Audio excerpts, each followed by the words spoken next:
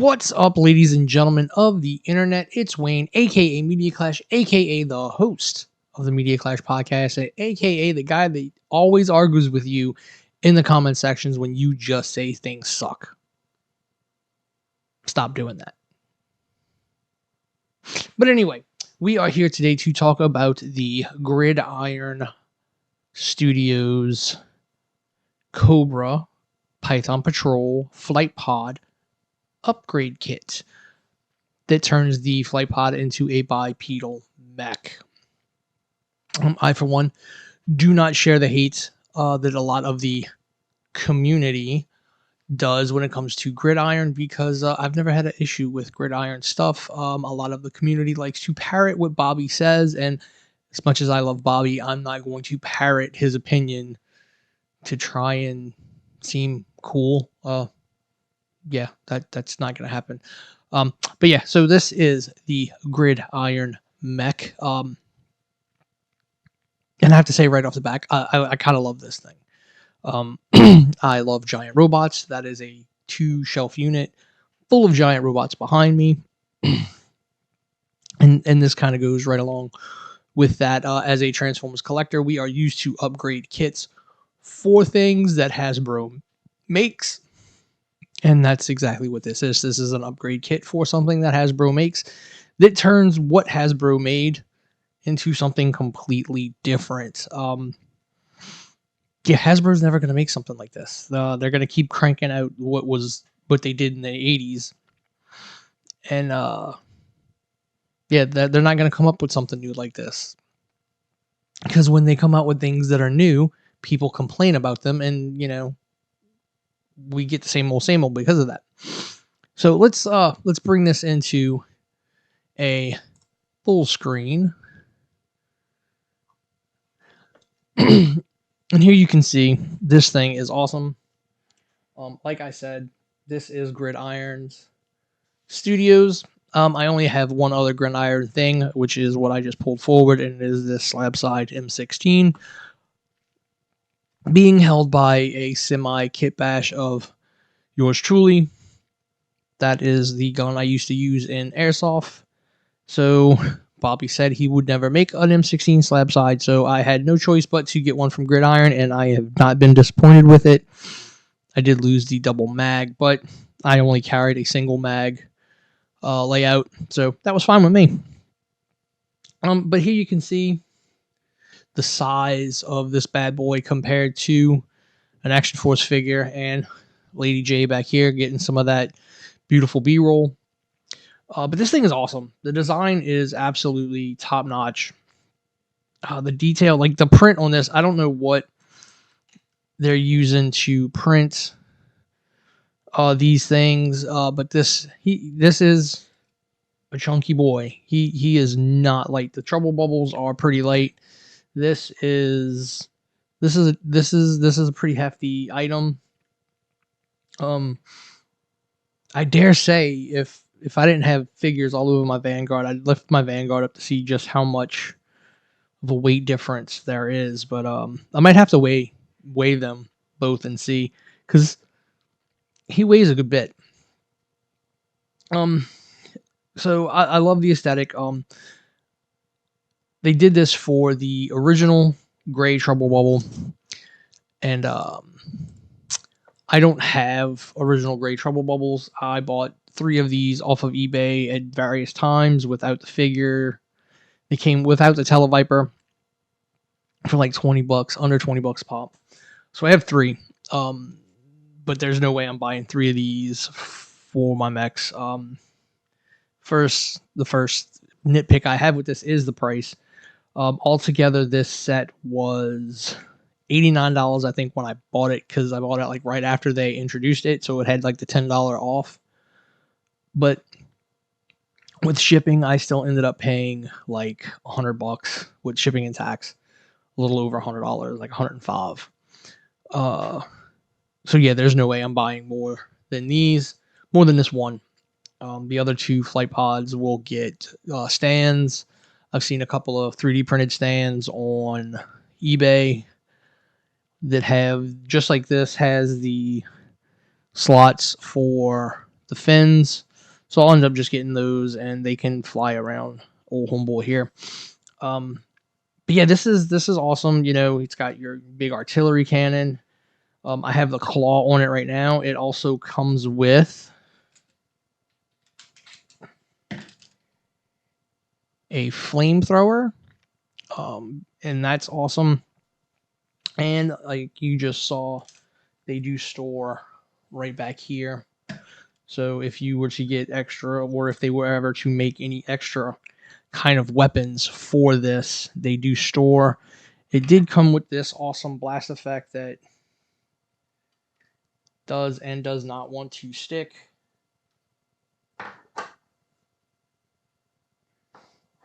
If you were to put it in here, it would, you know, lay flat, and you could be torching the ground, or you could, you know, hang it from the side, set it up from the side, and it looks like a nice cloud burst of fire. Ooh, almost knocked Lady J over. I'll say this. Hasbro, make your female G.I. Joe stand better. She has fallen like 3 times while trying to do these. And he is sliding out. There we go.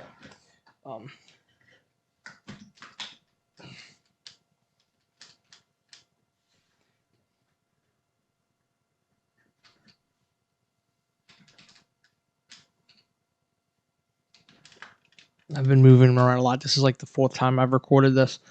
So yeah, he's a chunky boy. The other gripe I have with this is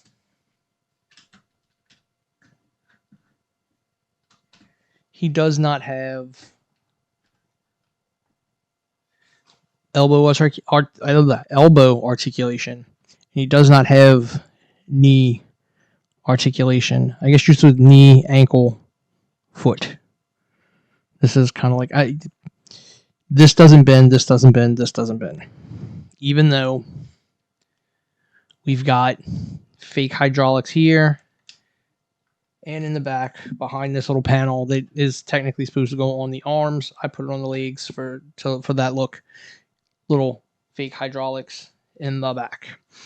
What sucks is I'm sure they will eventually make one with full articulation, and I'm going to be shit out of luck. It uses basically everything that the flight pod has, minus these missiles. I'm sure, you know, someone could probably figure out a way to put these back on here somehow. This kit replaces those basically with these 2 missile pods, which is kind of cool. They don't come out. At least I don't think they do.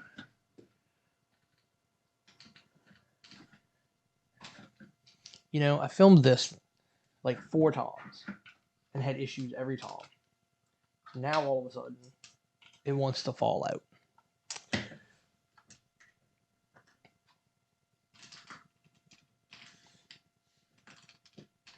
There we go. Now I got him to squat down. The ankles were like now he's on them ankles. But yeah, this is awesome. Like again, like I said, Transformers fans are used to buying upgrade kits, and you know, this is basically a big upgrade kit. A lot of the anti-air rounds are on a belt fed. Each individual, it moves. It's not stiff. You know, you still have a spot for the jetpack, which basically to me is like it's still the power for the mech itself.